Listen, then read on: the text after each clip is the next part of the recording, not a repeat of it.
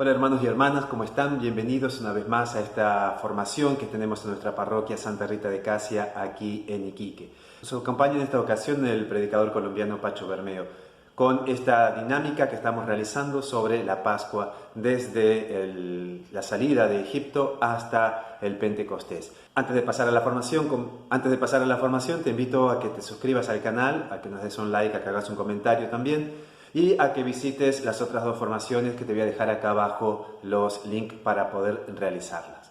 Y hoy vamos a compartir la Pascua en Gilgal y la toma de Jericó. Nos quedamos entonces con Pacho Bermeo. Bueno, pues entonces seguimos en nuestro camino que hemos llamado de esclavos a renacidos, el camino pascual desde Egipto hacia Pentecostés. Esta es la formación quincenal que hacemos para la parroquia Santa Rita de Iquique y el decanato y personas líderes y servidores de los diferentes movimientos eclesiales de ahí de la diócesis. Así que bienvenidos a los que se van integrando a este itinerario que hemos hecho. Lo primero que hicimos cuando comenzamos fue hablar de la experiencia de la primera de las Pascuas en la realidad de Moisés como introducción, esa realidad de transformación interior de Moisés, la Pascua existencial de quien fuera el primer caudillo y que incluso algunas tradiciones en el pueblo hebreo lo consideran también profeta. Después de eso, hace 2 semanas, lo que hicimos fue encontrarnos con la experiencia de la renovación de la alianza en el Sinaí, en donde revisábamos, digamos, un poco a fondo lo que significaba como este punto focal, este vértice de la experiencia de Israel como pueblo que sucedió en la renovación en la primera alianza en el Horeb, en el monte Horeb, en la península del Sinaí, y lo que eso implicó para nosotros, y cómo estaban ahí inmersas unas categorías de una simbología muy importante que va a ser transversal a lo largo de todas las escrituras para comprender la presencia de la Shekinah, de la gloria de Dios que desciende, haciendo Él la iniciativa, mostrando Él, tomando Él la iniciativa para con nosotros los hombres. Y cómo el pueblo tenía que ser un pueblo de libres para poder responder a esa iniciativa de alianza. Pues bien, hoy nos encontramos con la siguiente Pascua, la Pascua celebrada, como les pedí que lo leyeran, entre los capítulos 4, 5 y 6 del libro de Josué, en donde se nos va a mostrar una escena maravillosa, pero para eso, como bien ha dicho el padre José Guadalupe, que lo han leído cuidadosamente, que han tomado nota, que ya hicieron una investigación, que ya seguramente han hecho una exégesis contextual del texto, pues yo quiero hacer una introducción simplemente para meternos en la comprensión de la narratividad. Y está en el capítulo 3. Como ustedes, yo les pedí que leyeran capítulo 4, 5 y 6, pues la introducción va a estar en el capítulo 3, los versos del 11 al 17. Así que les pido por favor que saquen sus Biblias y la tengan abierta para que caminen conmigo en este itinerario, en este camino que vamos a hacer, aproximándonos a un texto que es posible que no haya sido tan conocido. Yo no sé cuántos de ustedes ya hasta estos días habían leído estos textos y los conocían. No sé cuántos de ustedes habían caminado por esta narración de los capítulos 4, 5 y 6 del libro de Josué, pero creo que nos va a ayudar y nos va a hacer mucho bien entender algunas cosas que están planteadas aquí. Mi introducción está aquí, capítulo 3, versos del 11 al 17, en donde dice así la escritura: he aquí que el arca de Yahvé, Señor de toda la tierra, va a pasar el Jordán delante de vosotros. Escoged pues 12 hombres de las tribus de Israel, un hombre por cada tribu. En cuanto las plantas de los pies de los sacerdotes que llevan el arca de Yahvé, Señor de toda la tierra, pisen las aguas del Jordán, las aguas del Jordán que vienen de arriba quedarán cortadas y se pararán formando un solo bloque. Cuando el pueblo partió de sus tiendas para pasar el Jordán, los sacerdotes llevaban el arca de la alianza a la cabeza del pueblo.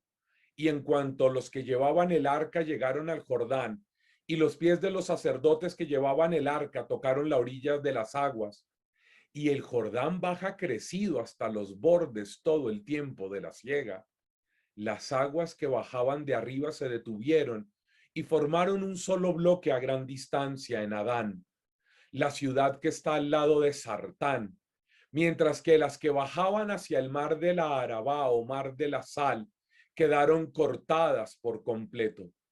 Y el pueblo pasó frente a Jericó. Los sacerdotes que llevaban el arca de la alianza de Yahvé se estuvieron a pie firme, en seco, en medio del Jordán, mientras que todo Israel pasaba en seco hasta que la gente acabó de pasar el Jordán. Amén. Y entonces nos encontramos, yo estuve buscando imágenes que nos ayudaran a ir visualizando. Yo no sé, yo soy muy del ver. A mí se me graban desde siempre más las ideas gracias a las imágenes.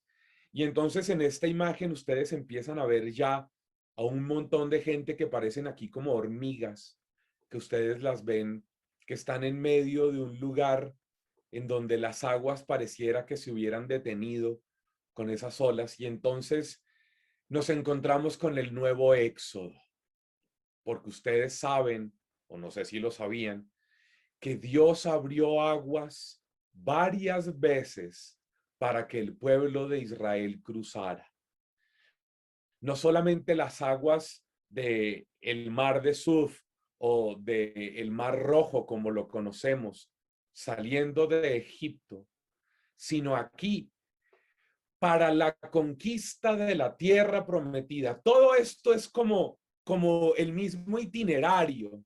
O sea, no hay conquista de la tierra si no hay salida de Egipto, pero no hay salida de Egipto que no desemboque en la conquista de la tierra. No se les olvide lo que hablamos desde hace ya un mes, cuando empezamos nuestro camino, hablando de Moisés en su encuentro en el Horeb con Dios a través de la zarza, que Dios le decía que los iba a sacar de esa tierra porque había estado escuchando su clamor, porque había estado viendo su sufrimiento, y los iba a sacar y los iba a llevar a una tierra grande y espaciosa, a una tierra fértil, a una tierra que emana leche y miel. Bueno, pues estamos justo en la escena de el instante antes de cruzar para completar, para cumplir esa promesa. Y como ustedes lo saben, estamos en una escena en la que Moisés no cruza. Moisés se queda en el monte, en el Nebo. Desde allá contempla la tierra, pero no le es permitido atravesar y muere. Y quien hace la conquista de la tierra es a quien Moisés le ha pasado un poco la estafeta, un poco el testigo, le ha, como Dios lo ha nombrado para heredar la misión. Y ustedes en lo que leyeron se dieron cuenta que en dos ocasiones, en los capítulos 4 y 5 y 6, dice que a partir de aquel día a Josué le creyeron y confiaron en él, como habían creído y confiado en Moisés. Que yo, la verdad, aquí entre nos, pues eso no es un gran piropo, eso no es una gran noticia, porque ustedes saben que todo el tiempo el pueblo de hebreo estuvo criticando, renegando, maldiciendo, quejándose de Moisés. Y si el texto dice que a partir de aquel día hicieron lo mismo con Josué, pues no es que le hubiera ido entonces muy bien al pobre Josué.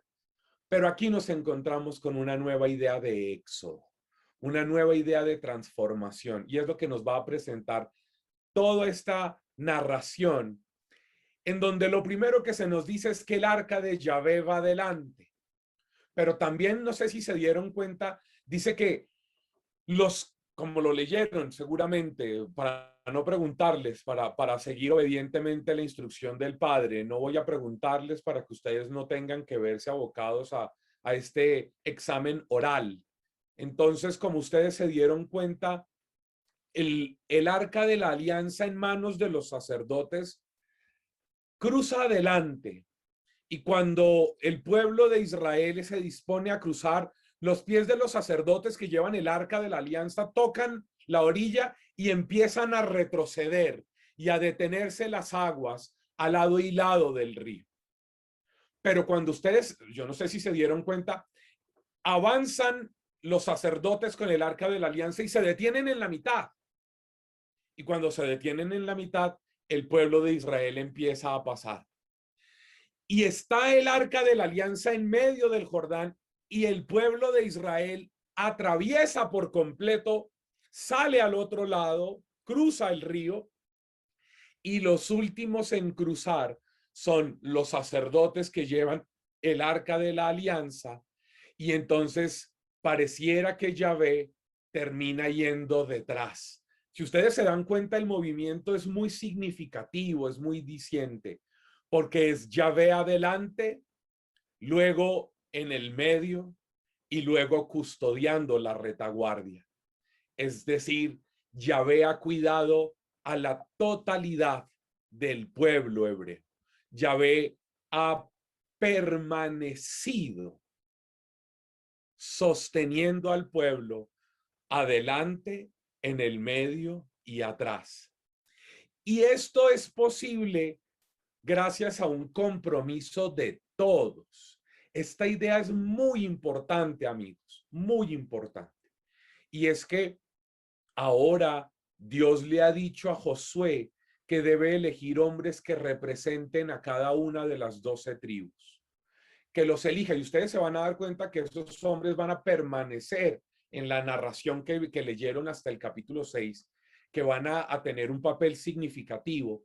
Es una manera muy bella, yo lo voy a retomar ahora adelante, para decirnos que todo el pueblo estaba comprometido, al decirnos que había un representante de cada una de las 12 tribus. Lo que nos está diciendo el autor sagrado es: todo el pueblo fue protagonista. Todo el pueblo tenía una responsabilidad. Es lo que vamos a llamar la corresponsabilidad en la alianza para vivir la Pascua. Esta corresponsabilidad aparece ya aquí, en donde se eligen esos 12 hombres, pero además, entonces, esta escena, esta expresión es muy bonita. Se dieron cuenta que el texto dice: Yahvé, el Señor de toda la tierra. Y ahora es Yahvé el Señor de las aguas. Las aguas se detienen. Miren esto que es muy importante. Si ustedes se dan cuenta a lo largo de la Sagrada Escritura, nos van a presentar a Dios que tiene poder sobre el agua. Primero, en algunos lugares, sobre el mar, sobre los torrentes y aquí sobre el río que divide al pueblo peregrino del lugar de la estabilización, del lugar de habitación, del lugar de la sedentarización, del lugar de la conquista. ¿Y qué quiero decirles con esto, familia?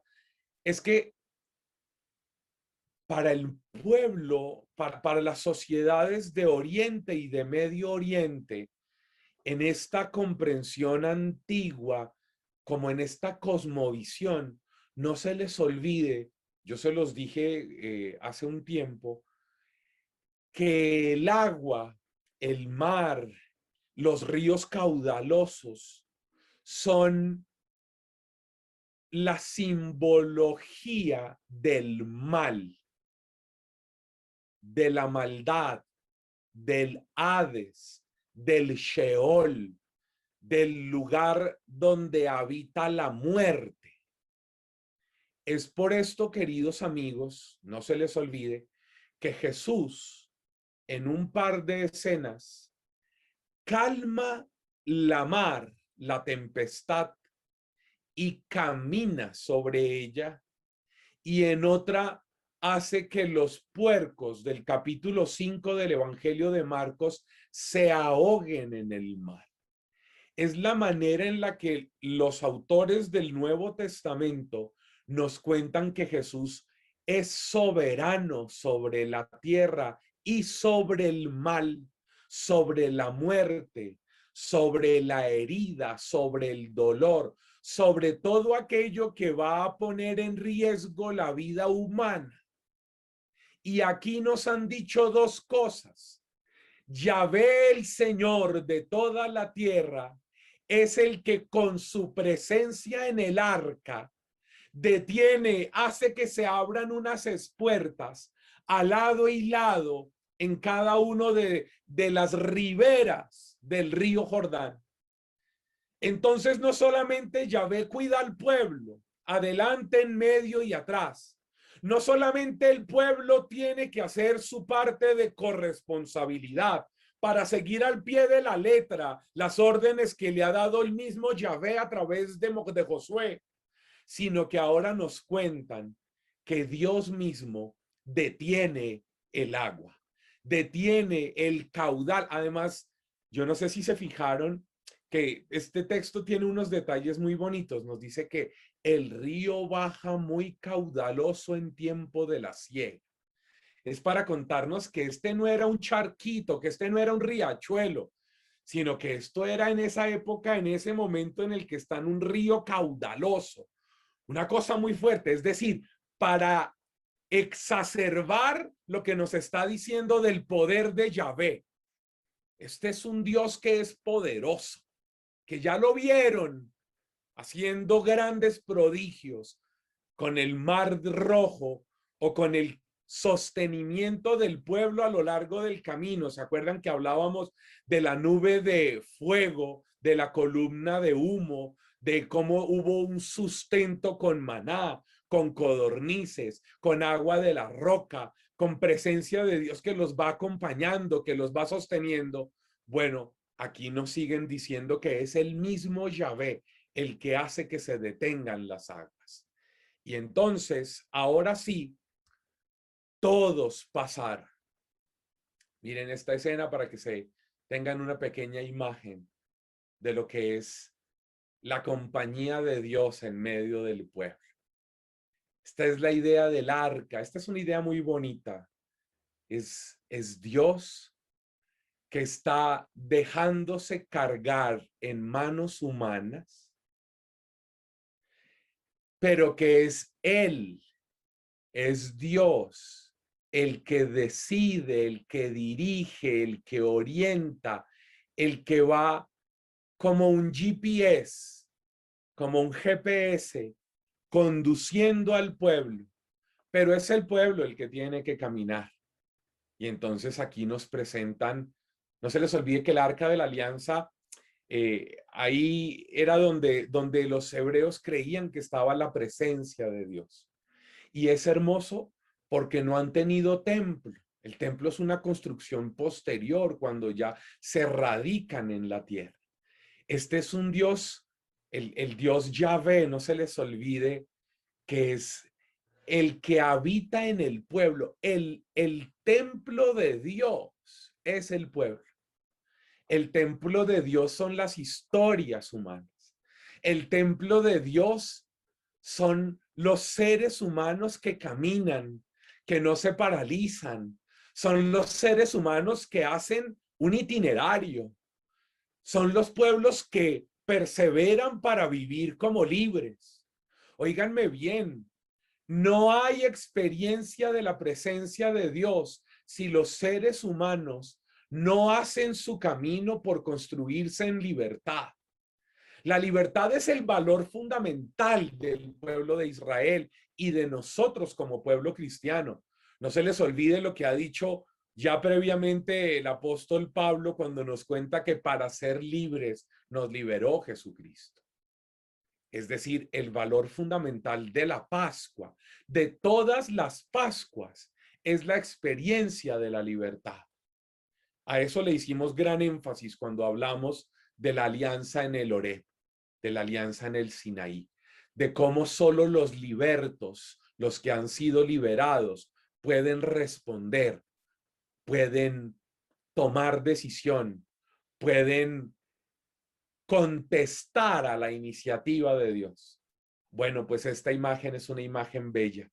Los sacerdotes entrando a la ribera del río con el arca de Yahvé para contarnos que Yahvé va en este momento delante de ellos, delante del pueblo. Y aquí nos vamos a encontrar con esa imagen de la que vamos a hablar a continuación. Entramos en lo que leyeron. Capítulo 4. Pasamos del capítulo 3 y nos vamos al capítulo 4. Así que dele vuelta a su página de su Biblia y vamos al capítulo 4 y yo quiero quedarme solo con los primeros 10 versos. Capítulo 4, versos del 1 al 9. Dice así la escritura. Cuando todo el pueblo acabó de pasar el Jordán, Yahvé dijo a Josué, escoged 12 hombres del pueblo, un hombre por cada tribu, y dales esta orden. Sacad de aquí del medio del Jordán, de donde se han detenido los pies de los sacerdotes. Atención, en el medio se han detenido los pies de los sacerdotes, y de ese lugar tomen 12 piedras que pasaréis con vosotros y las depositaréis en el lugar donde pernoctéis. Llamó Josué a los 12 hombres que había elegido de entre los israelitas, uno por cada tribu. Atención. Y les dijo, pasen delante del arca de Yahvé su Dios hasta el medio del Jordán. Y cada uno de ustedes cargue sobre sus hombros una piedra. Esto es hermosísimo. Según el número de las tribus de Israel, para que sea esto una señal en medio de vosotros. Cuando el día de mañana vuestros hijos os pregunten qué significan esas piedras, les diréis, es que las aguas del Jordán se separaron delante del arca de la alianza de Yahvé.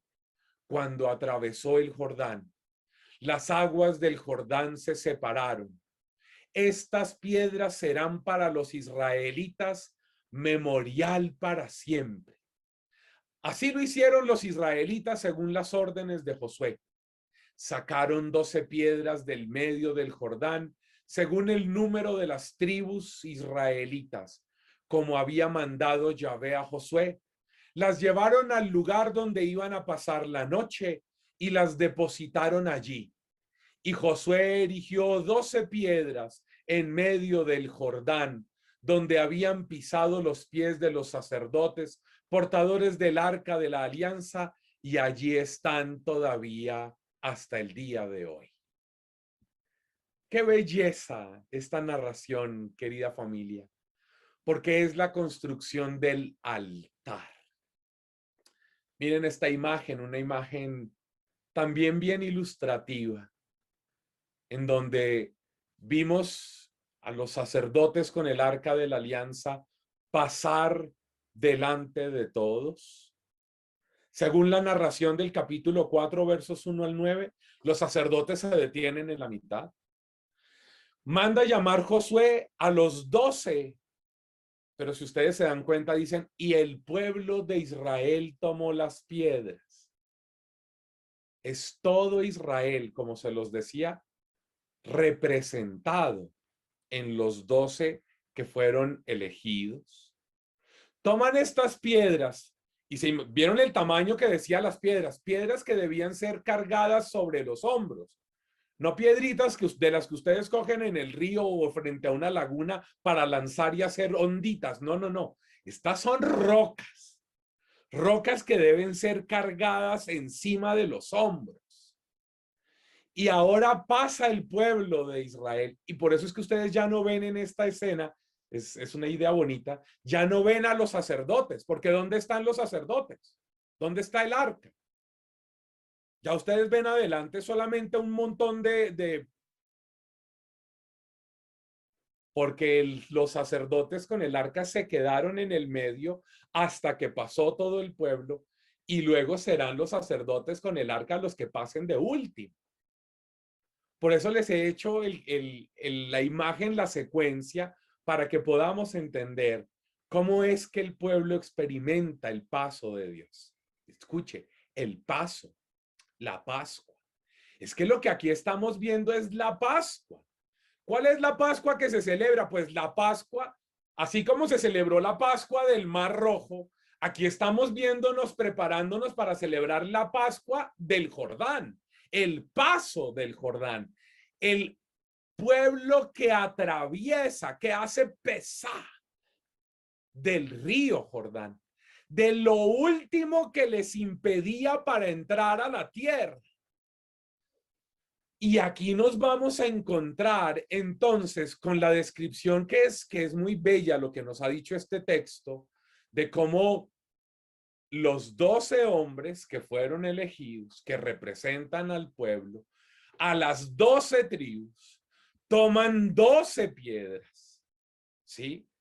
Para contarnos que el pueblo de Israel ya no solo está representado por los 12 hombres, sino que ahora va a estar representado por las 12 pruebas, las 12 piedras. 12 piedras. ¿Vieron la última frase del texto del verso 9? Mire su verso 9, la última frase, que permanecen hasta el día de hoy. O como dirían los chilenos, hasta hoy día. En donde nos encontramos con que aunque pasen los hombres, la presencia estable de Dios que convierte al pueblo en altar permanece siempre. Oigan, familia del norte de Chile, no olviden eso nunca. Es la presencia de Dios que se hace estable, no en el arca, sino en las piedras que representan al pueblo como lugar de sacrificio, como lugar de adoración, como lugar de culto, como lugar de sacramentalidad de la presencia de Dios. No se les olvide, permítanme, yo hago este paréntesis, queridos amigos, ustedes que son grandes catequistas, que saben tanto de esto, yo les recuerdo que a la base de nuestra comprensión de la teología sacramental está la idea de es el pueblo el sacramento. Es decir, es el pueblo el que hace presente, el que evoca, el que convoca y el que provoca una transformada experiencia de Dios. Es el pueblo, no se les olvide que sacramento, yo recuerdo la definición de mi profesor de sacramentos, yo vi mi primera clase de teología sacramental en la universidad, tal vez con primer semestre, tal vez segundo semestre del año 99 o tal vez comienzos del 2000 para que vean lo viejo que ya estoy. Yo estaba en la universidad por esta época hace 20 años y recuerdo que mi profesor decía, los sacramentos son signos, por supuesto, visibles, que evocan una realidad invisible y que no la agotan en sí misma. Qué linda idea. Signos visibles que hacen presente la realidad invisible de Dios y no la agotan. Esa es, espero, una idea que ustedes trabajen, que desarrollen cuando hablen de sacramentos. porque entonces lo que nos está diciendo esa definición de la teología sacramental es que el signo hace presente a Dios, pero Dios es más grande que el signo, ¿o no? Si ustedes ahora empiezan a entender que detrás de toda esta comprensión veterotestamentaria lo que hay es la conciencia del pueblo como altar, del pueblo como lugar de culto. El altar ya no es solamente esa imagen, esa idea de unas piedras. Yo por eso les mostré esa idea de las piedras, sino que dice que acamparon. El pueblo atraviesa. Amigos, esta es la escena de la Pascua. La Pascua frente a Jericó, que yo espero, ahora les voy a mostrar algo, que hacen que ellos se conviertan en santuario. Santuario. Ellos erigen un santuario, como el que yo les mostré ahora, que es una imagen del lugar, pero para que cuando los hijos les pregunten que qué significa ese santuario, ellos, el pueblo, les pueda heredar no un concepto. Cuidado con los catequistas que se la pasan enseñando conceptos. Cuidado con los agentes de pastoral, los ministros, los que enseñan, los que llevan a otros la fe, los ministros extraordinarios de la Sagrada Comunión, que se la pasan repitiendo conceptos, ideas, teorías. En el numeral 3523 del catecismo, ¿para qué le sirve? No, desde aquí, yo no sé por qué a nuestros catequistas no les han trabajado profundamente esto, que lo importante es que cuando los hijos les pregunten, sus catequizandos, sus evangelizandos, no les transmitan conceptos, sino que les cuenten la idea de la experiencia que vivieron al descubrir a Yahvé, que delante de sus ojos les abrió el río Jordán y los acompañó adelante, en el medio y atrás, para que ellos fueran capaces de tomar estas rocas donde son corresponsables de la manutención de la libertad para el pueblo. Y cuando transforman esto en un lugar de culto, lo que hacen no es darle más valor a la parroquia, darle más valor al templo, darle más valor al salón parroquial, darle más valor al tabernáculo del altar de la capilla, sino a lo que se le da real valor es a la experiencia de la conducción de Dios, que va con el pueblo y que transforma al pueblo en altar vivo de la presencia de Dios. Eso es lo que se celebra en la Pascua. A mí me preocupa, ¿saben qué? Se los voy a decir con cariño. A mí me preocupa mucho que en nuestras parroquias, en nuestros decanatos, en nuestras diócesis, la gente se vuelve experta en transmitir conceptos, ideas, numerales del catecismo, literales del derecho canónico, repetir como loros un montón de ideas establecidas en las cartillas y en los cuadernillos y en los libritos de la formación de las catequesis. Pero, ¿dónde está la experiencia que se le hereda a los hijos? ¿Dónde está la experiencia del haber hecho la Pascua? La Pascua, en este caso, la del Jordán, que va haciendo evidente que Dios acompaña al pueblo de principio a fin. Es que es el pueblo el que se convierte en sacramento. Es que es La vivencia, escúcheme bien, la vivencia de las relaciones interpersonales que están a la base de la experiencia del pueblo, lo que se convierte en altar, en lugar de culto, en lugar de adoración. Y miren, ahí está la imagen para que se acuerden de esta escena. Esto es lo que construyeron como con las bases de esas 12 rocas en este lugar de culto. Lugar en el que pasamos al capítulo 5.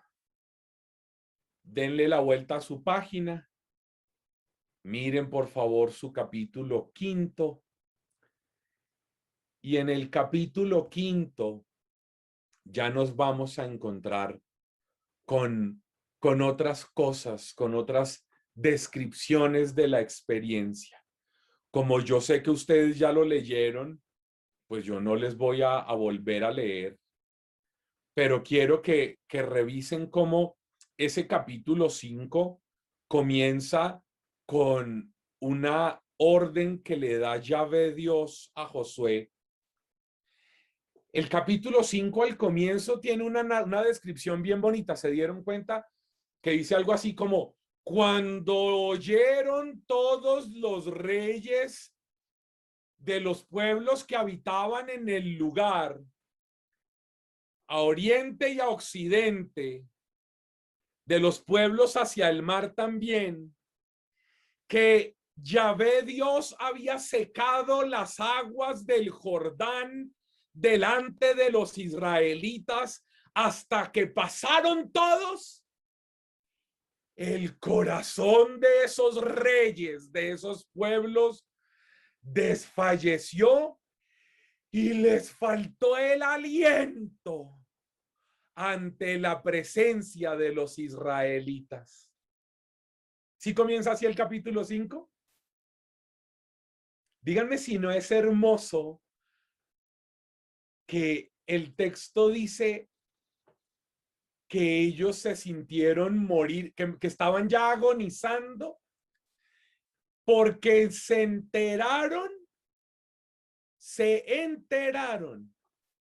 que Yahvé había abierto las aguas del Jordán, pero ellos se quedaron sin aliento ante la presencia del pueblo de Israel.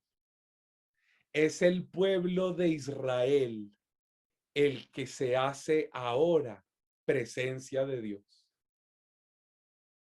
Y luego entonces, ¿qué dice? Si mal no estoy, es en el verso 2 del capítulo 5, ¿no? Que Dios le dice a Josué que haga unos cuchillos y circuncide al pueblo de Israel, ¿sí o no? Y entonces empieza la explicación de por qué había que circuncidarlos. Entonces dice que Josué hizo los cuchillos y circuncidó a los israelitas. Imagínense eso. No fueron los sacerdotes los que circuncidaron al pueblo. Fue Dios mismo, a través de Josué, el que circuncidó al pueblo.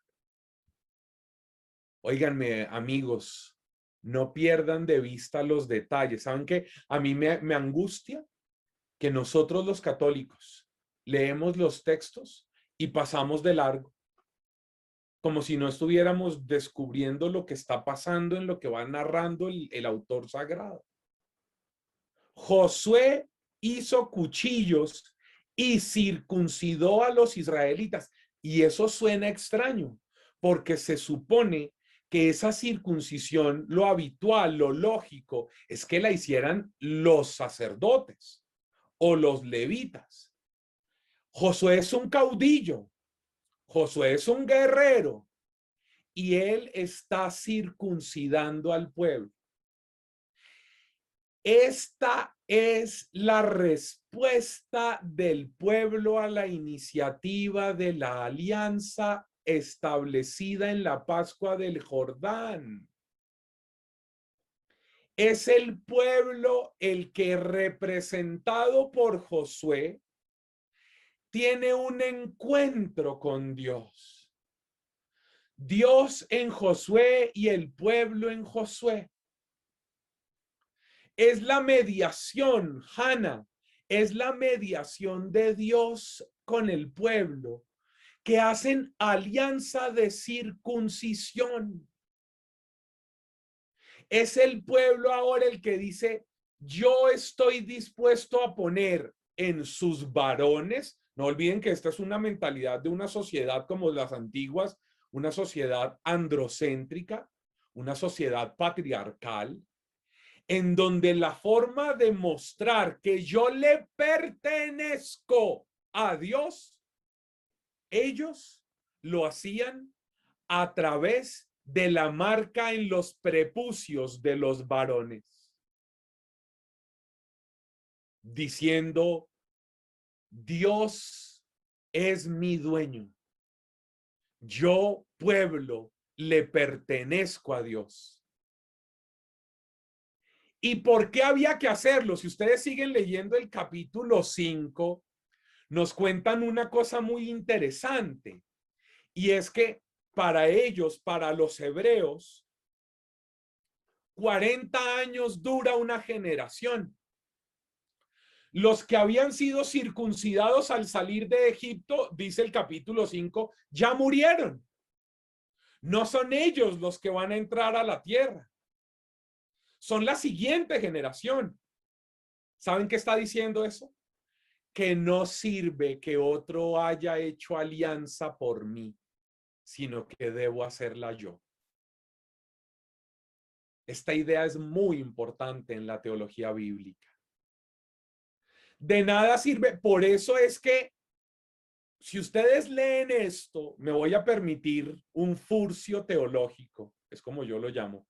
Es decir, voy a forzar una idea para explicar algo, como les hablé anteriormente de sacramentos. Ustedes son personas muy habituadas al tema de la sacramentalidad. Cuando se bautiza a los niños, ¿quiénes son los que hacen la profesión de fe? Pues los papás y los padrinos, ¿sí o no? Son ellos los que garantizan la experiencia del bebé que está siendo bautizado. Pero ese bebé va a crecer y luego será él el que tenga que tomar la decisión. Y eso lo celebramos ¿cómo? ¿En qué momento, en qué acto lo celebramos los católicos? Claro, en la confirmación. Pues, ¿qué está haciendo el pueblo aquí? Está haciendo una especie de confirmación. Porque sus papás, o sea, cuando salieron de Egipto, fueron los padres, los abuelos, los que hicieron su alianza con Dios en el Oré. Pero ahora, este es el centro del capítulo 5. En su lugar estaban los hijos, y son estos a los que Josué circuncidó, porque eran incircuncisos, ya que no los habían circuncidado por el camino, porque la circuncisión es la manera, insisto, de hacer evidente el tema de la alianza. Y entonces esta es una nueva generación.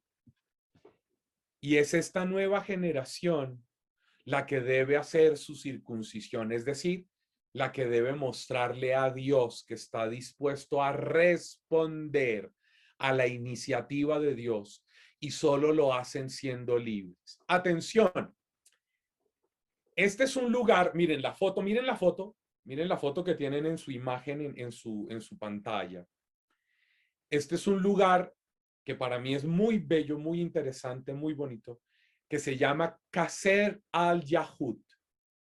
Qasr al-Yahud. Y Qasr al-Yahud es el lugar en donde cuando yo llevo gente a hacer viajes de fe a Israel, es el lugar a donde yo los llevo para que hagamos las renovaciones de nuestras promesas bautismales. Esto que ustedes ven ahí medio verde, medio café que se mueve, es el río Jordán. Y esta es una margen muy pequeña que hay entre Jordán, entre Israel y Jordania, el reino de Jordania. Es un pedazo muy pequeño, pero es un lugar donde el agua es café, donde hay moscas.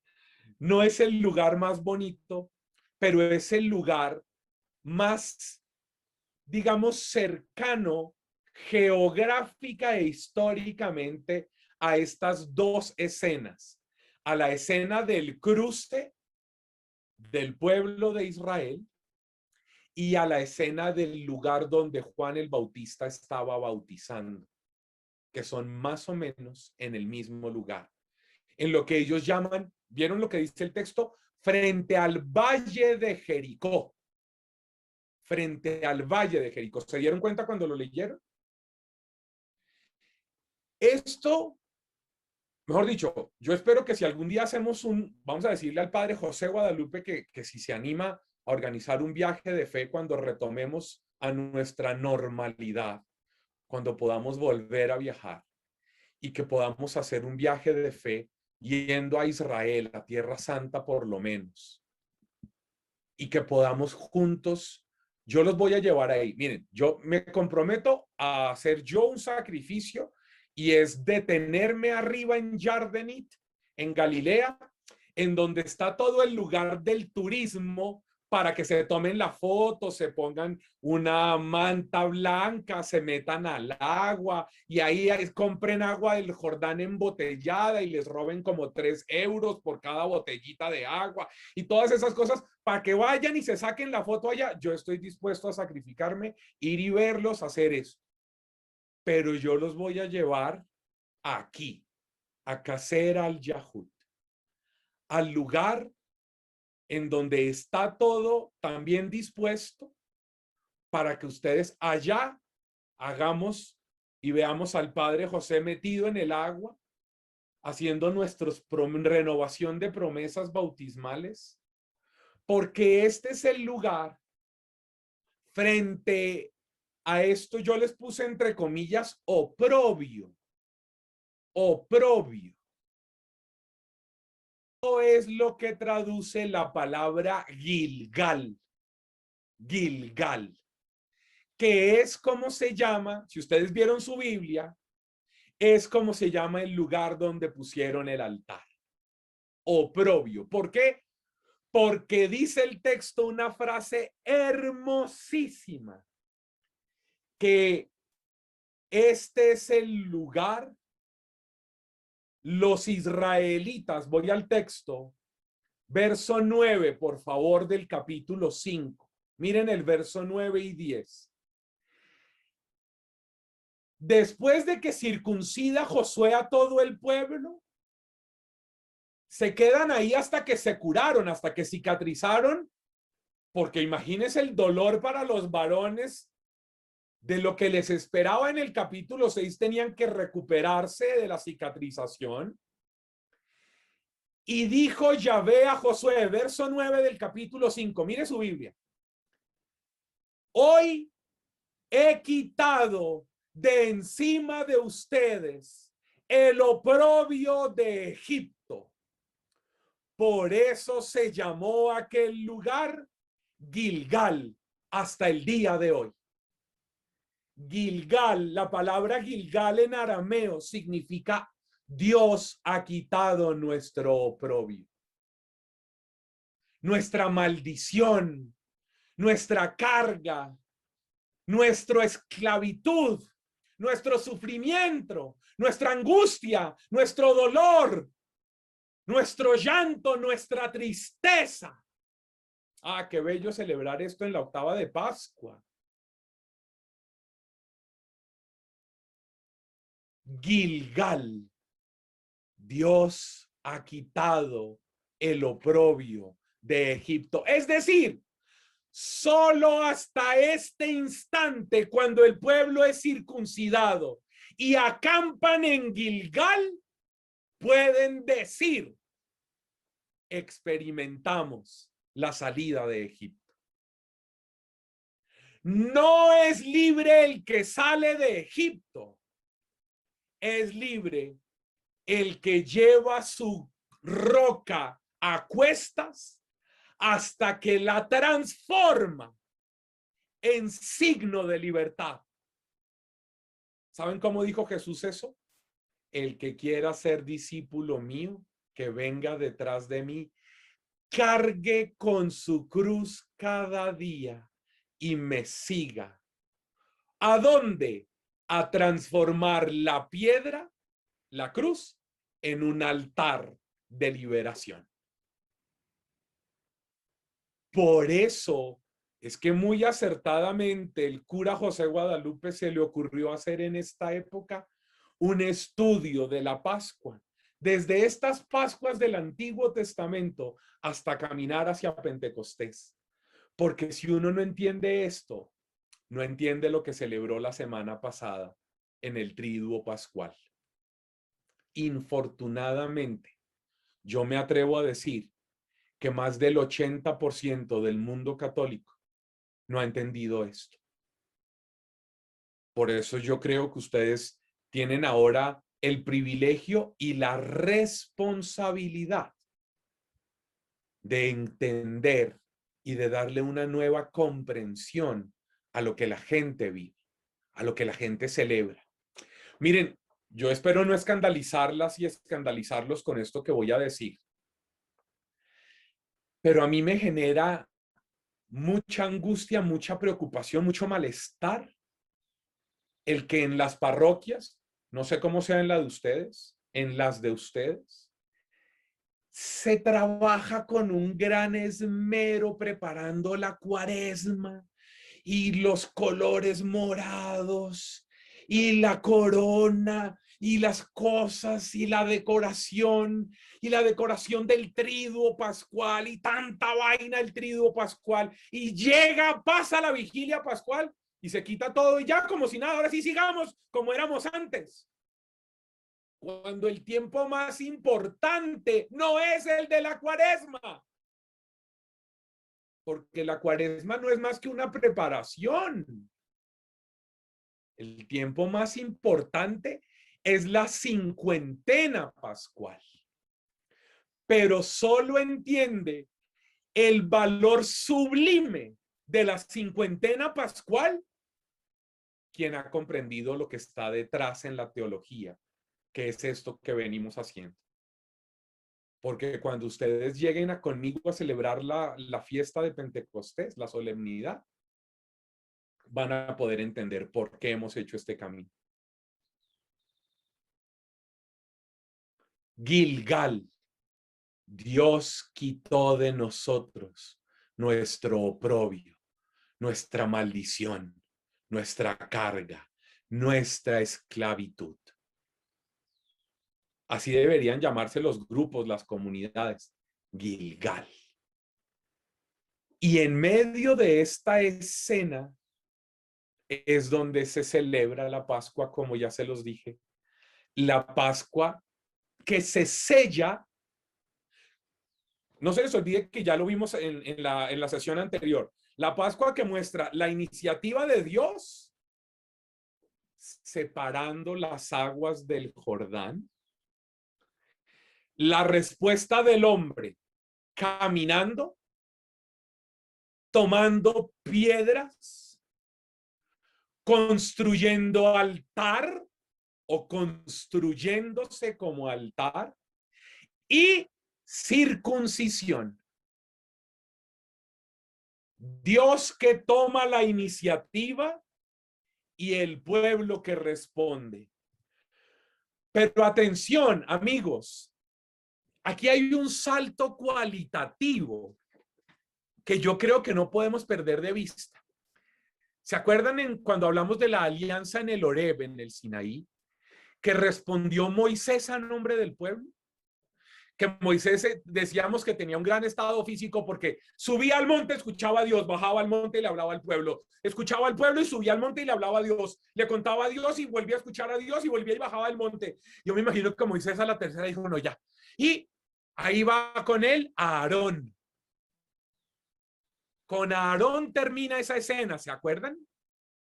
Pero ahora ya no será Josué, sino ahora es todo el pueblo, representado primero en los 12 hombres que llevan a cuestas las rocas, pero luego todos los varones se hacen circuncidar. Ya no es el representante del pueblo el que hace en nombre de los suyos alianza con Yahvé. No. Ahora hay un proceso de mayor apropiación, de maduración, porque hubiera podido ser muy fácil que Yahvé dijera, bueno, Josué, circuncida a los 12 que elegiste, pero no es así. Ahora son todos. Es el pueblo entero. Las mujeres a través de los hombres, cuidándolos, porque ellos en nombre de ellas, en esa mentalidad machista, que ya hoy gracias a Dios vamos descartando de nuestra experiencia de iglesia, asumen la respuesta a la iniciativa de la alianza de Dios. Aquí está expresada la Pascua. Y entonces, luego aparece la comida de la tierra. Miren qué lindo esto. Al día siguiente, estoy leyendo verso 11, al día siguiente de la Pascua, ¿cuál fue la Pascua? La circuncisión. Al día siguiente, ¿sí? Porque ustedes leyeron que en el verso 10, allá en Gilgal, celebran allí la Pascua en el día 14 del mes, en los llanos de Jericó. Ahí los vamos a llevar en nuestro viaje de fe. Y al día siguiente de la Pascua, comieron ya de los productos del país, panes ácimos y espigas tostadas desde ese mismo día. Y el maná cesó desde el día siguiente en que empezaron a comer de los productos del país. Los israelitas no tuvieron en adelante maná y se alimentaron ya aquel año de los productos de la tierra de Canaán. Mire esa belleza. El maná los acompañó hasta que atravesaron el río Jordán, se asentaron en la tierra y empezaron a cultivar. Óiganme, la alianza se traduce en la corresponsabilidad del cuidado de los míos, de mi pueblo, de los que han caminado conmigo. No hay alianza sin cuidado, sustento y atención a los míos. Nunca se les olvide eso. La alianza con Dios no es una situación vertical, unilateral, en donde yo con Dios, Dios conmigo, intimista. No, el pueblo empieza a sembrar, a cultivar, para sostenerse, para velar por ellos mismos, para cuidarse entre todos. No hay Pascua genuina si no hay una decisión de cada uno de cuidarlos a todos. Miren, esto es tal vez de las cosas, lo que pasa es que yo soy tan bruto que no sé cómo explicarlo mejor, pero esta es de las ideas más importantes del pueblo. de la experiencia de la alianza y de lo que se sella en la Pascua. ¿Cómo pasó esto mismo en la escena de la Pascua de la alianza en el Horeb? Con las tablas de la ley de los mandamientos. ¿Para qué eran los mandamientos? ¿Se acuerdan que yo se los dije en esa sesión? Que los mandamientos eran para garantizar la libertad del pueblo en la manera en la que se relacionaban unos con otros. ¿Cómo el pueblo se hace libre? Viviendo como Dios lo mandó, estabilizando las relaciones interpersonales desde los mandatos que Dios ha dado. Ahora, ¿cómo el pueblo se mantiene en libertad en esta escena? Descubriendo que pasaron de Dios que les da maná a ellos que asumen la responsabilidad de cuidarse entre todos, expresando la comida de la tierra que debe alcanzar para todos. Pero miren su capítulo 5. Al final, dice en los versos 13 al 15, que sucedió que estando Josué cerca de Jericó, levantó los ojos y vio a un hombre plantado frente a él con una espada desnuda en la mano. Josué se adelantó hacia él y le dijo: ¿eres de los nuestros o de nuestros enemigos? Miren esta belleza. Respondió: no, soy el jefe del ejército de Yahvé.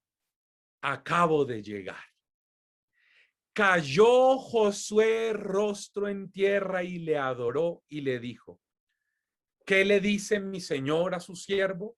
Y miren esta expresión, me imagino que recuerdan dónde la oyeron la vez anterior.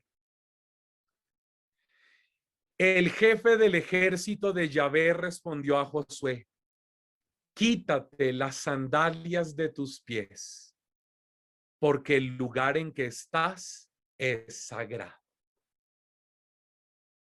Tres cosas quiero decir yo para cerrar este capítulo 5.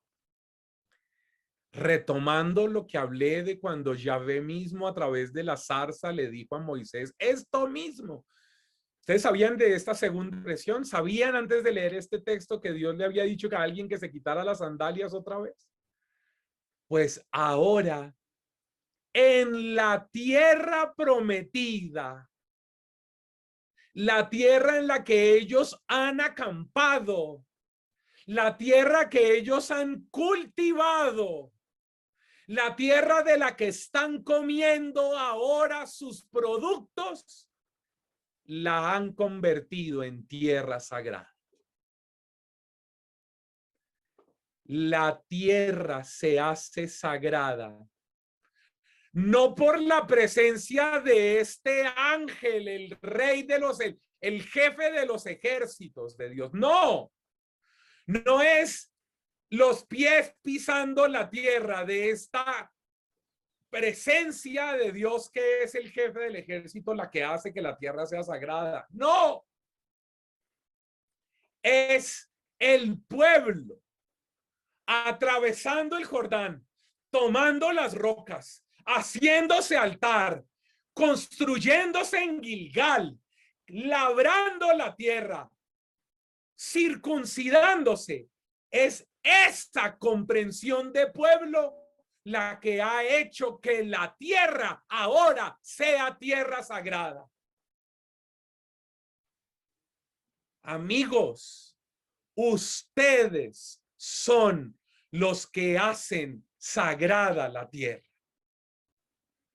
Son ustedes los que, movidos por la voz de Dios, obedientes a las directrices de Dios, transforman la tierra y la hacen germinar como tierra sagrada. Quítate las sandalias, Josué, para que entres en contacto con lo que dice la tierra. Quítate las sandalias, Josué, para que no actúes como uno que está por encima de los demás. Quítate las sandalias, Josué, para que puedas sentir con tus hermanos y servirles desde la condición de ser uno como ellos. Todos circuncidados por igual. Todos llamados por Dios. Todos representados en el altar. Todos sembrando, regando, cultivando, segando y comiendo.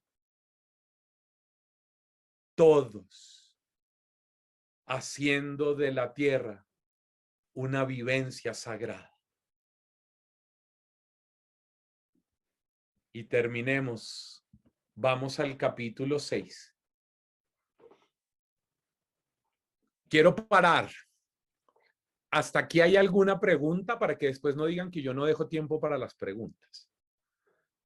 ¿Hasta aquí hay alguna pregunta? ¿Alguna inquietud? ¿Algo que quieran cuestionar? Lo que sea. Si hay alguien, por favor, levante su manito o escriba en el chat para que yo lo pueda ver y diga yo. Y ahí mismo permitimos que tome la palabra. O si quiere abrir su micrófono, no sé si es posible que la gente pueda abrir su micrófono. Hasta aquí. Porque lo que viene en el capítulo 6 es mucho más, no sé si conocido, pero por lo menos es más fácil de entender que lo que hemos trabajado hasta ahora. Por eso he hecho un recorrido introductorio con el capítulo 3 y nos hemos metido en el capítulo 4, en el capítulo 5 y vamos al capítulo 6, que era lo que yo les pedí que pudieran haber preparado para la sesión de hoy. Entonces, ¿alguien tiene alguna inquietud hasta aquí?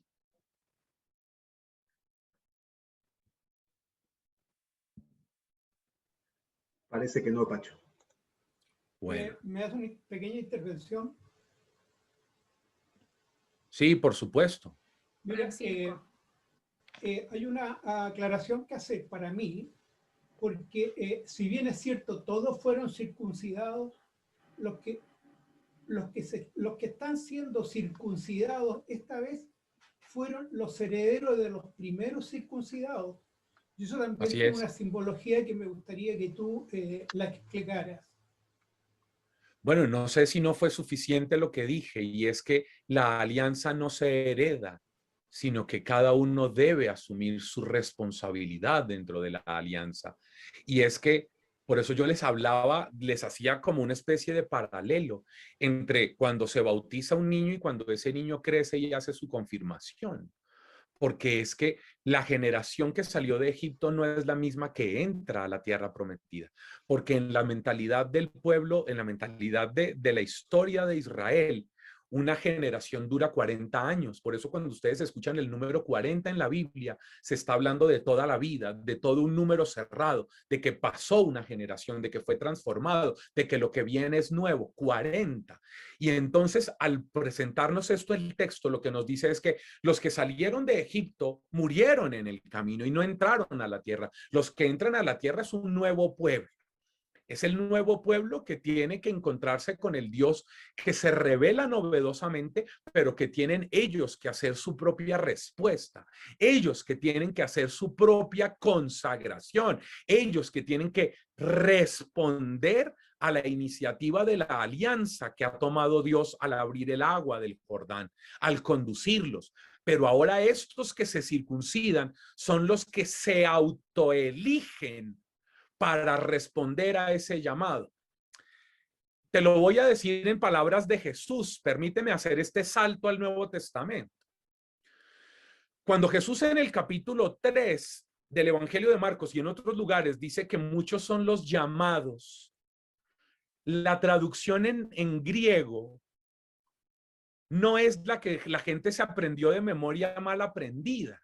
La gente dice, porque muchos son los llamados y pocos los elegidos o pocos los escogidos.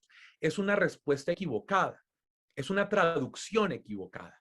La traducción original en griego dice que muchos son los llamados y pocos los que a sí mismos se eligen para responder a ese llamado. Es para mí una de las frases más importantes del Nuevo Testamento para entender la actualización de la alianza. Es Jesús que llama, que convoca, y pocos los que se autoeligen para responder a ese llamado.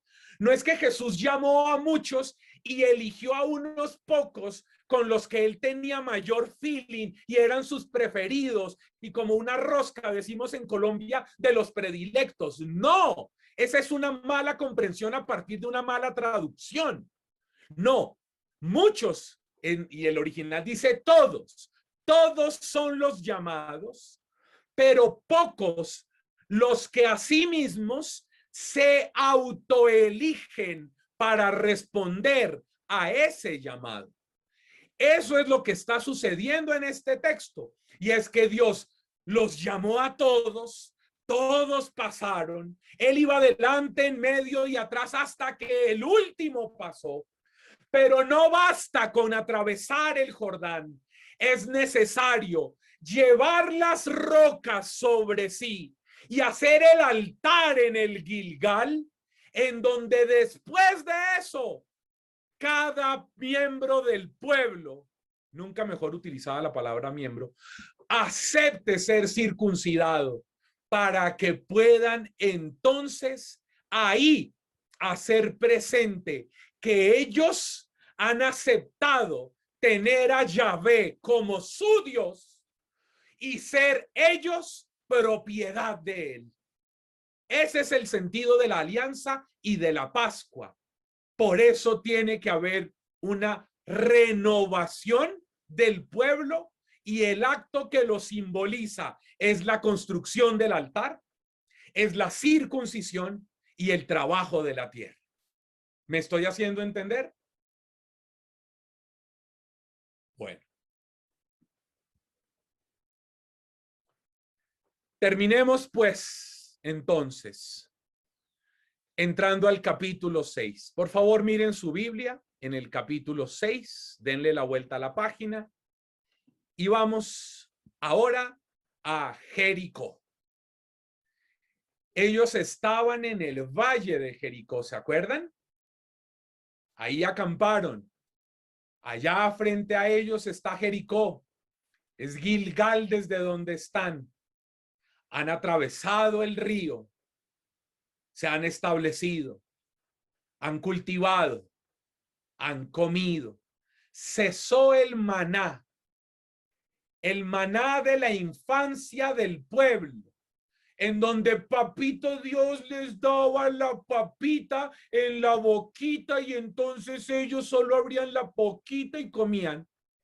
Y ahora entran a la etapa de la madurez, en donde ellos tienen que cultivar. Toda alianza, toda Pascua debe transformarnos desde la infancia hacia la madurez. Cesó el maná. Ya Dios no les da la comida molidita como una papillita. Ahora les dice, trabájenla, construyanla, prepárenla, háganla producir. Pero ¿se acuerdan a qué suena eso? Ojo con esta idea, ¿se acuerdan a qué suena eso? Que Dios les dice, ahí tienen la tierra, trabájanla y háganla producir. ¿A qué se parece? Al jardín primigenio, al paraíso. ¿Qué es lo que está detrás en esta idea de cesó el maná y hacen producir la tierra? Que para el pueblo hebreo aquí comienza un nuevo Génesis, una nueva creación. Ya no son Adán y Eva. Ahora es el pueblo que ha salido de Egipto, que ha hecho todo el éxodo, que ha entrado en la tierra y la hacen producir. Por eso no hay más maná, porque ahora la tierra de Canaán se las entrega a Dios como un nuevo paraíso, como una nueva propiedad son ellos.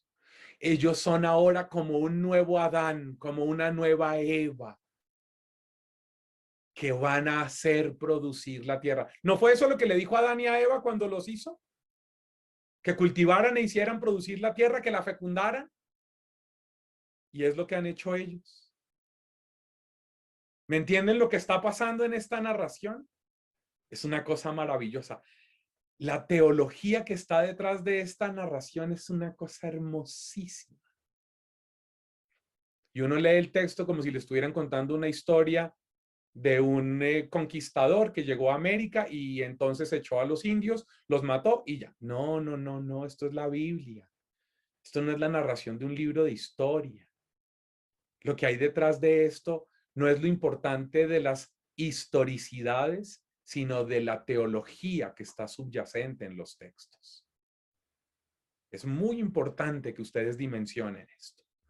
Pues bien, no les voy a leer el capítulo 6, que es el más largo de los 3 que leyeron, sino les recuerdo que dicen que Jericó estaba cerrada por completo, que estaba resguardada, que se había confinado como si hubiera coronavirus, que estaban encerrados todos, que estaba todo protegido.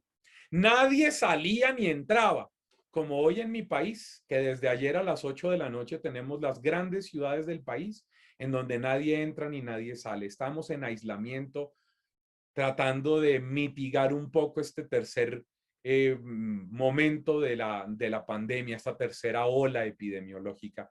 Pues nadie entraba ni salía de Jericó, así es como comienza el capítulo 6, verso 1.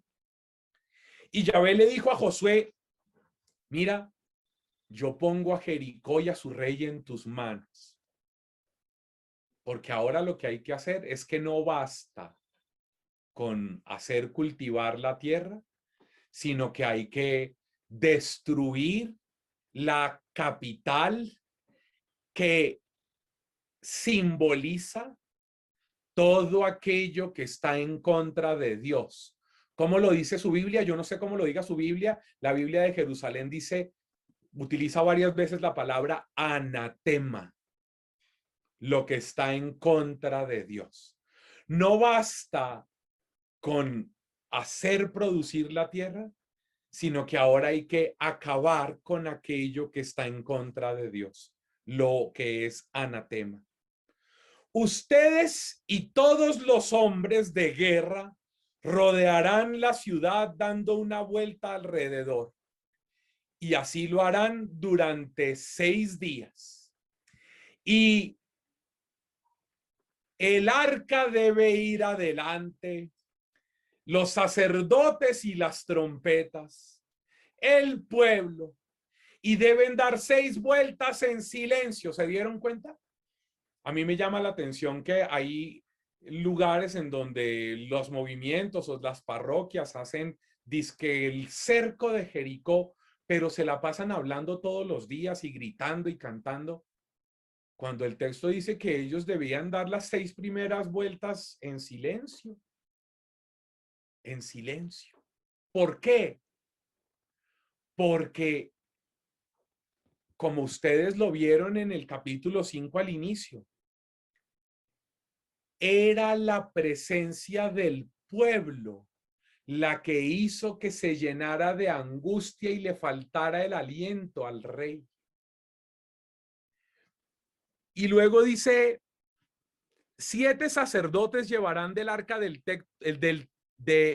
arca las 7 trompetas de cuerno, y al 7º día, es decir, los primeros días, solo ellos, al 7º día darán la vuelta a la ciudad 7 veces y los sacerdotes tocarán las trompetas. Miren esa imagen tan bonita que les logré conseguir. Los sacerdotes con el arca, ¿los ven? Los sacerdotes llevando el arca. Los soldados de guerra y los sacerdotes con las trompetas, moviéndose alrededor de Jericó. Y todos, cuando suene el cuerno, deben dar un fuerte alarido, un gran grito.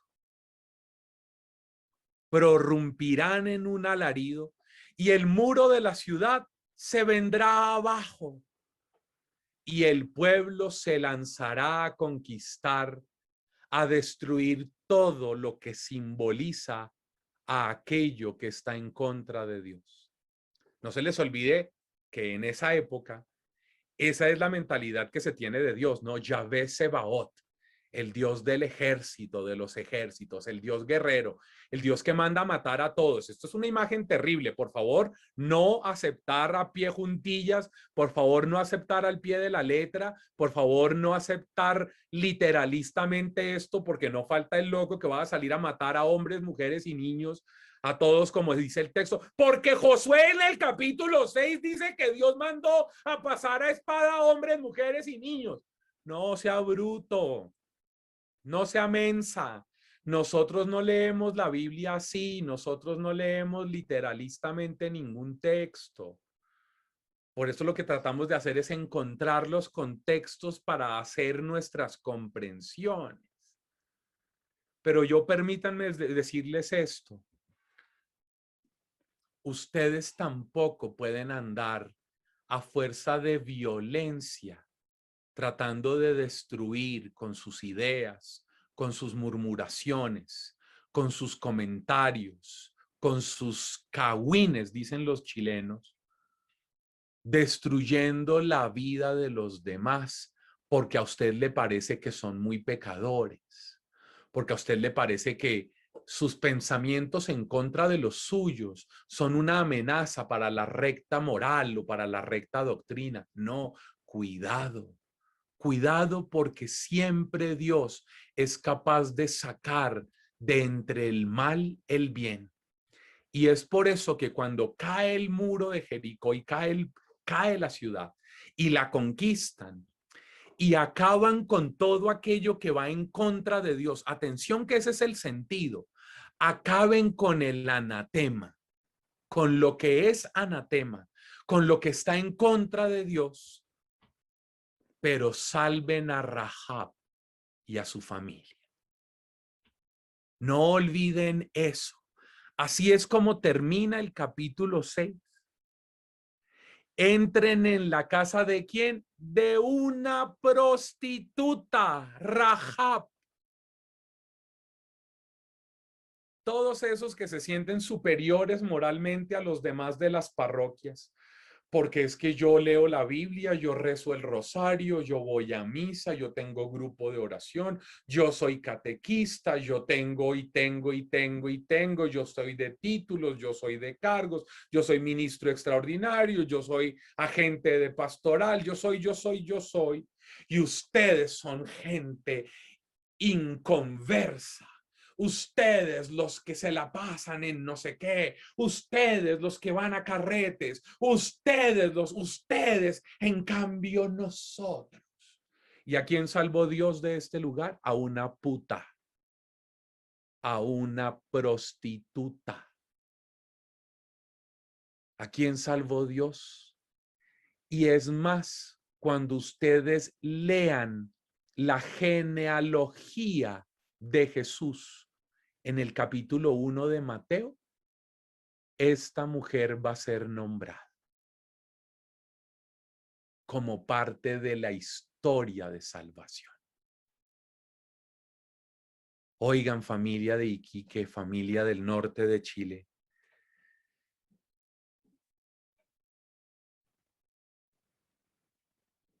aquí Rahab, así como la casa de su padre y todos los suyos, Josué los conservó con vida. Ella se quedó en Israel hasta el día de hoy por haber cuidado a los emisarios que Josué había enviado a explorar Jericó.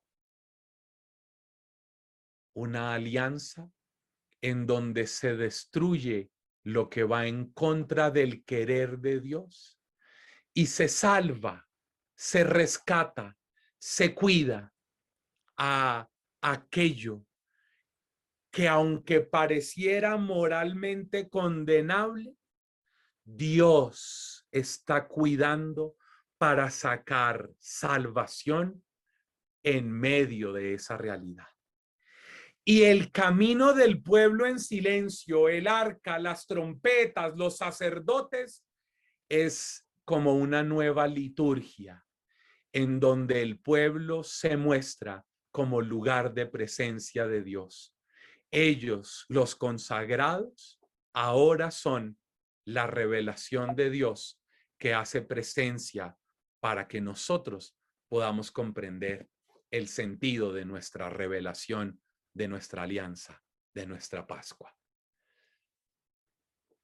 Para mí, esta era la tercera de las escenas del Antiguo Testamento que necesitábamos comprender antes de entrar de hoy en 15 días en las Pascuas que vamos a tratar de aproximarnos en el Nuevo Testamento, algunas cosas que son importantes. Así que hemos leído pedacito del capítulo 3, capítulo 4, capítulo 5 y capítulo 6 del libro de Josué para entender el segundo éxodo, la renovación de la alianza y la celebración de la Pascua, que nos genera y nos da tantas herramientas y tantos elementos para traer a la celebración de nuestra Pascua. Hoy, sábado 10 de abril, ustedes y yo estamos celebrando la Pascua. Hoy estamos parte del domingo extenso que empezamos el domingo anterior en esto que llamamos la octava de Pascua. Y qué hermoso es que yo me imagino que muchas de las cosas que se han dicho en esta sesión de hoy, ustedes las retrotraigan a lo que como iglesia estamos celebrando en esta octava y puedan decir, caramba, yo tenía que saber esto hace mucho tiempo, pero qué bueno que lo sé ahora para poder actualizar nuestra celebración pascual. Así que le agradezco mucho al Padre José Guadalupe, tratando de ser cumplido con el horario. En mi reloj son las 11 de la mañana, 12 en punto en Chile, y eso significa que he tratado de cumplir a cabalidad con el horario que me han dado. Muchas gracias, Pacho. No hay problema si nos pasamos un poquito, por lo menos de nuestra parte no hay ningún problema. Tampoco vamos a ser tan estrictos en el tiempo. A veces, al contrario, es mejor pasarnos y llevarnos lo bueno a quedarnos demasiado justos y faltarnos un poquito. No sé si alguien tiene alguna pregunta, abusando del tiempo de Pacho. Ningún problema. Bueno. Entonces, todas las preguntas que tengan ganas, háganlas. Que sean sobre lo de hoy. ¿Alguna preguntita, alguna cuestión, algún interés que tengan, aparte del viaje que nos está proponiendo Pacho? Tendremos que organizarlo, pero aparte de eso, otro interés. Yo estoy viendo aquí en la pantalla que por fin los puedo ver a todos, que hay alguien que aparece como Padre Leonardo. Padre, quiero saludarlo, discúlpeme no haberlo hecho antes, es un honor tenerlo aquí. Gracias, Padre, por su presencia y por estar aquí con nosotros. Gracias. Ahí, Pati, no, gracias a ustedes por la invitación y sobre todo por esta exposición que de alguna u otra forma a uno también lo ayuda a descubrir otras cosas que a veces están olvidadas, están guardadas. Así que realmente ha sido muy interesante y muy bonita la exposición. Así que gracias y felicitarte por eso. Gracias, Padre. Pati, tenía una pregunta ahí. Pon tu micrófono, Pati. Sí, padre, yo quisiera pedirle si él puede, yo leí la última parte donde de la maldición contra la reconstrucción de Jericó. Esa parte como que no la tocó y me gustaría si me la podía explicar bien. Claro, es muy fácil. Es como lo que simboliza Jericó, es todo aquello que va en contra de Dios. ¿Qué es la maldición? Es decir, nadie debería reconstruir aquello que va en contra del proyecto de Dios. Eso es lo que simboliza eso.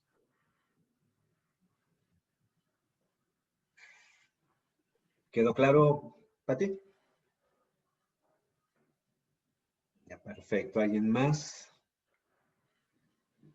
¿Alguna preguntita? No una pregunta, solo un comentario. ¿Qué que todo lo que hemos visto en estas jornadas son muy interesantes, le permiten a uno descubrir el origen, le permiten volver a la fuente de dónde viene lo que vivimos. Pero quedan muchas consultas que dan vuelta, ¿no? Cómo cada momento en la historia del pueblo de Israel ayuda a entender la expresión nueva con la que Jesús invita a hacerse responsable o decidir seguir a Dios. Sentir que Dios está. Sentir que Dios está siempre, pero entrega pistas para poder descubrir que Él va a respetar la libertad del hombre, va a respetar el que sea, eso me pareció muy interesante, insistió Pacho, en esto, es la decisión personal, no es que Él elija, sino que Él invita y es personal la decisión de seguir el camino. Y esto que acabas de decir, Teresa, creo que es muy importante. O sea, si tú entendiste eso, yo ya me puedo morir en paz, diría Nicodemo. Ya me puedo morir en paz, diría si me... Porque es que la diferencia que nos está haciendo la narración es que Dios es totalmente diferente al faraón de Egipto. El faraón tenía oprimidos y esclavizados al pueblo de Israel y solo puede haber alianza en aquellos que son libres. Solo cuando un ser humano es libre puede responder, es decir, puede ser responsable a la iniciativa de Dios. Y eso es lo que ustedes y yo, me imagino que allá llegaremos en su momento, celebramos en cada Eucaristía. Esta es, dice el cura que preside, sangre de la nueva y eterna alianza, que es por iniciativa de Dios derramada por ustedes, pero tú tienes que responder con libertad. No solamente a ir y abrir la boca y comer hostia, sino a comulgar, es decir, a vivir eucarísticamente, actualizando la alianza porque estás viviendo en libertad y porque vas a ser generadora de libertad para los que están a tu alrededor. Así que esta afirmación que tú haces, Teresa, me parece tal vez de las cosas más esenciales en lo que es la teología de la Pascua y de la alianza, y es la vida de los libres, el encuentro entre la libertad de Dios y la libertad humana que se traduce en comportamientos de construcción de libertad en las relaciones entre el pueblo. Muchísimas gracias, Teresa. Una gran afirmación. Muchísimas gracias, Pacho. Hacemos a ustedes gracias, Padre. Gracias a todos. Un abrazo grande y nos vemos de hoy en 15 días, Dios mediante. Dios mediante. Nos encomendamos a María Santísima antes de terminar, diciendo juntos: Dios te salve María, llena eres de gracia, el Señor es contigo. Bendita eres entre todas las mujeres y bendito es el fruto de tu vientre Jesús. Santa María, Madre de Dios, ruega por nosotros pecadores, ahora y en la hora de nuestra muerte. Amén. Y que descienda sobre cada uno de nosotros, nuestros seres queridos, la bendición de Dios Todopoderoso, Padre, Hijo y Espíritu Santo, y permanezca para siempre. Amén. Amén. Bien, hermanos, muchísimas gracias a todos. Gracias, Pacho, una vez más por habernos acompañado. Y nos estamos encontrando en 15 días. ¿Vas a dejar tarea también, Pacho? Te las mandaré la semana entrante para que la puedan hacer con el mismo cuidado y la misma diligencia que hicieron la de hoy. No sé si va a ser así, pero intentaremos. Ok, muchas gracias. Muchísimas gracias por haber compartido esta tercera formación de nuestra parroquia Santa Rita de Casia aquí en Iquique. Los seguimos invitando a que nos dejen un like, a que se suscriban al canal y a que nos acompañen a través de las redes sociales. Que el Señor los bendiga y la Virgen los proteja.